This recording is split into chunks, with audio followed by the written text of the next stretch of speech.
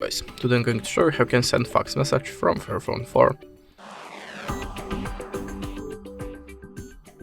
So now first open the Play Store, tap on search bar and look for the Fax App. Choose Easy Fax, install it and open.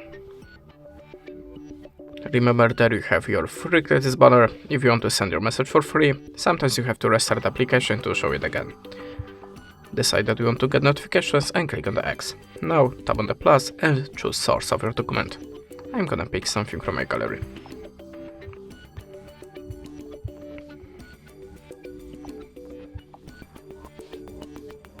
Like this one for example, and click on the import icon. Now you can add this a shape to your document or the picture. And if you're ready, click on the arrow icon. Now choose the filter for a photo to make it more visible. If you're ready, click on the accept. Type the number in this place, choose the country from the list.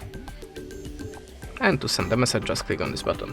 That's it. Thanks for watching, leave us a like or a comment, and goodbye.